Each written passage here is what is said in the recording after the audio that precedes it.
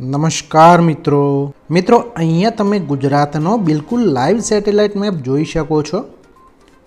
મિત્રો અત્યારે સમગ્ર કચ્છ, ઉત્તર ગુજરાત, મધ્ય ગુજરાત અને પશ્ચિમ ગુજરાતમાં ઘાટા વાદળા છવાયેલા છે। કારણ કે મિત્રો અત્યારે એક વેસ્ટર્ન ડિસ્ટર્બન્સનો જે પટ્ટો છે એ વેસ્ટર્ન ડિસ્ટર્બન્સનો પટ્ટો ઓમાનથી લઈને ગુજરાત સુધી ફેલાયેલો છે।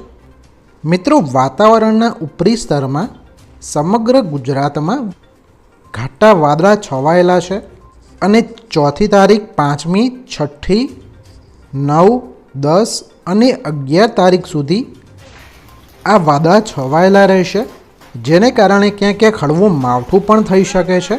મિત્રો ગુજરાતના કયા કયા વિસ્તારોમાં ઘાટા વાદળા છવાયેલા રહેશે તથા ક્યાં હળવું માવઠું થઈ શકે છે તથા ગુજરાતનું આજનું તાપમાન તથા આવનારા દિવસોમાં કેટલું તાપમાન રહેવાનું છે તે આજના વિડીયોમાં બિલકુલ લાઈવ જોઈશું। તો તમે ચેનલમાં જો નવા હોય તો ચેનલને સબસ્ક્રાઈબ કરી લેજો, વિડીયોને લાઈક કરી અને તમારા મિત્રો તથા ગ્રુપમાં અવશ્ય શેર કરી દેજો।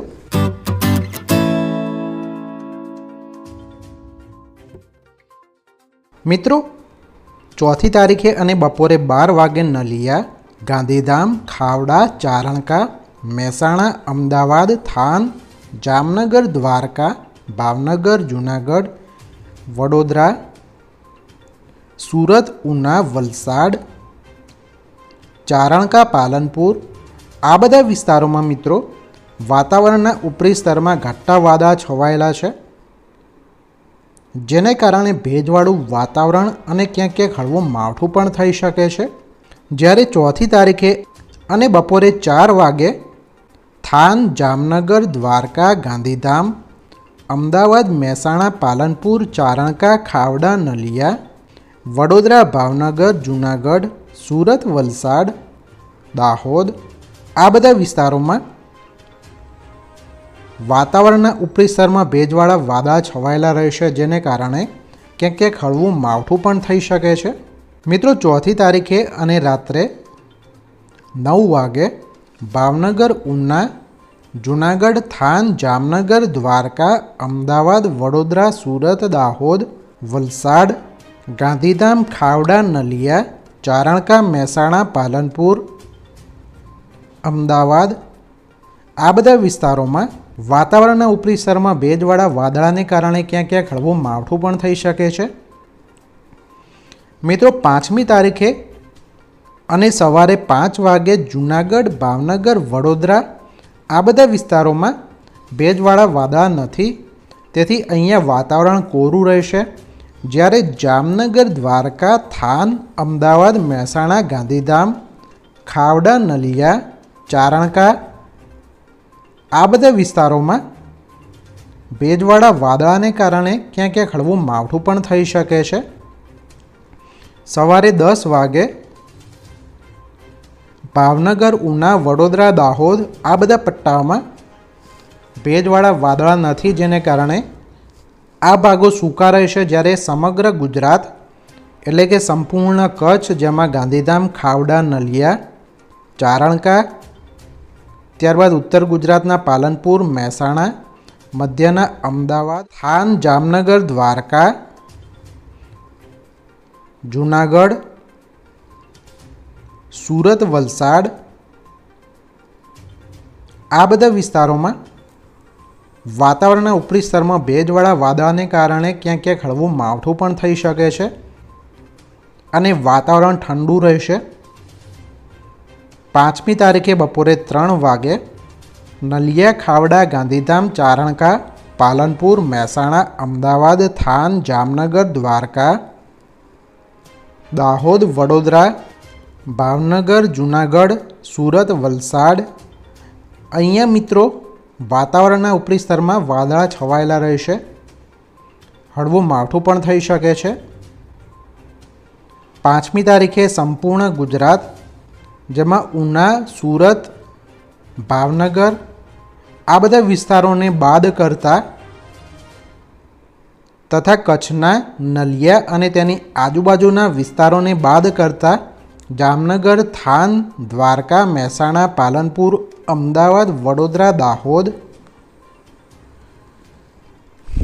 સુરત, અહીંયા ક્યાંક ક્યાંક હળવું માવઠું પણ થઈ શકે છે. મિત્રો 6મી તારીખે અને સવારે 9 વાગે ઉના, જૂનાગઢ, ભાવનગર, વડોદરા, સુરત, દાહોદ આ બધા વિસ્તારોમાં વાતાવરણના ઉપરી સ્તરમાં વાદળા છવાયેલા રહેશે, જ્યારે અન્ય વિસ્તારોમાં વાતાવરણ સૂકું રહેશે. 6મી તારીખે અને બપોરે 3 વાગે સુરત તથા અન્ય વિસ્તારો અહીંયા વાદળા છવાયેલા રહેશે, અન્ય વિસ્તારો સૂકા રહેશે. ત્યારબાદ મિત્રો 7મી તારીખ, 8મી તારીખ આ બધા દિવસે વાતાવરણ એકદમ સૂકું રહેશે. 9મી તારીખે સાંજે ચારણકા, અમદાવાદ અહીંયા ઉપરી સ્તરમાં વાદળા આવી જશે. ત્યારબાદ 10મી તારીખથી લઈને આગળના બધા દિવસોમાં પાછા ભેજવાળા વાદળા આવી જશે, તેથી ક્યાંક ક્યાંક હળવું માવઠું પણ થઈ શકે છે.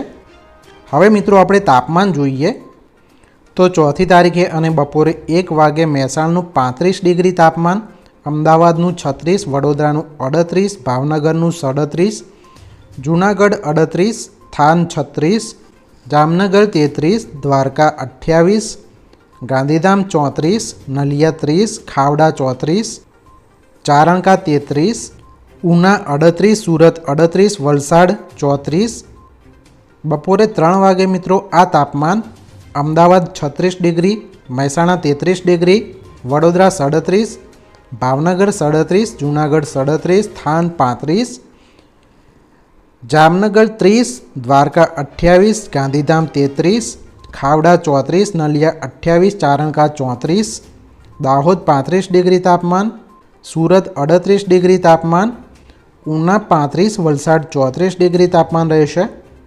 રાત્રે મિત્રો તાપમાન ઘટી જશે અને વાતાવરણ ઠંડુ થઈ જશે, જેમાં મહેસાણામાં 29 ડિગ્રી તાપમાન થશે, અમદાવાદમાં 29, વડોદરામાં 29, ભાવનગરમાં 30, જૂનાગઢમાં 26, ગાંધીધામમાં 28 ડિગ્રી તાપમાન, દ્વારકામાં 26, નલિયામાં 26 ડિગ્રી તાપમાન, સુરતમાં 28 ડિગ્રી તાપમાન, ઉનામાં 29, વલસાડમાં 27 ડિગ્રી તાપમાન, કચ્છના ગાંધીધામમાં 28, નલિયામાં 26, ખાવડામાં 27 ડિગ્રી તાપમાન. મિત્રો આવતીકાલે જે સવારનો 7 વાગ્યાનો ટાઈમ છે એમાં જે તાપમાન છે મિત્રો એમાં મહેસાણાનું 27 ડિગ્રી તાપમાન, અમદાવાદ 29, વડોદરા 29, ભાવનગર 29, સુરત 30 ડિગ્રી તાપમાન, વલસાડમાં 28 ડિગ્રી તાપમાન, ઉના 30 ડિગ્રી તાપમાન, વલસાડ 27 ડિગ્રી, જૂનાગઢ 27 ડિગ્રી તાપમાન, જામનગર 27 ડિગ્રી તાપમાન, દ્વારકા 26 ડિગ્રી તાપમાન, નલિયા 27 ડિગ્રી તાપમાન, ખાવડા 27 ડિગ્રી તાપમાન, ગાંધીધામ 28, ચારણકા 27 ડિગ્રી તાપમાન, સુરત 30 ડિગ્રી તાપમાન, વલસાડ 28 ડિગ્રી તાપમાન રહેશે. મિત્રો 5મી તારીખે તાપમાન થોડું વધી જશે, જેમાં અમદાવાદમાં 38 ડિગ્રી જેટલું તાપમાન થઈ જશે, મહેસાણામાં 37 ડિગ્રી તાપમાન, વડોદરામાં 39, ભાવનગરમાં 39 ડિગ્રી, સુરતમાં 39, જૂનાગઢમાં 38 ડિગ્રી તાપમાન, થાનમાં 36 ડિગ્રી તાપમાન, જામનગરમાં 34, ગાંધીધામમાં 37, દ્વારકામાં 29, નલિયામાં 33, દાહોદમાં 36 ડિગ્રી તાપમાન, સુરતમાં 39, જ્યારે વલસાડમાં 37 ડિગ્રી તાપમાન થશે.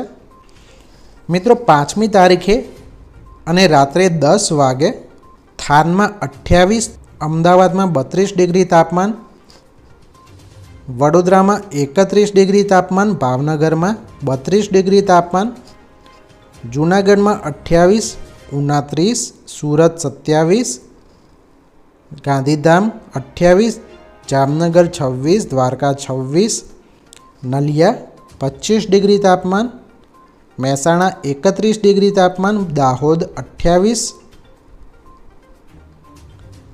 ચારણકા 30, ખાવડા 27 ડિગ્રી તાપમાન, પાલનપુર 29 ડિગ્રી તાપમાન.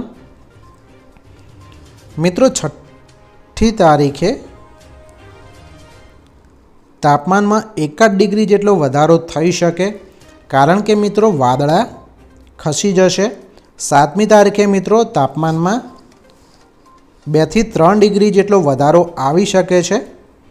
9મી તારીખથી ધીરે ધીરે તાપમાન ઘટવાનું ચાલુ થઈ જશે, કારણ કે મિત્રો વાતાવરણના ઉપરી સ્તરમાં વાદળા આવી જશે. તમે મિત્રો ચેનલને સબસ્ક્રાઈબ કરી લેજો. નવા વિડીયો સાથે મિત્રો ફરી મળીશું. ત્યાં સુધી રજા લઈએ. Thank you.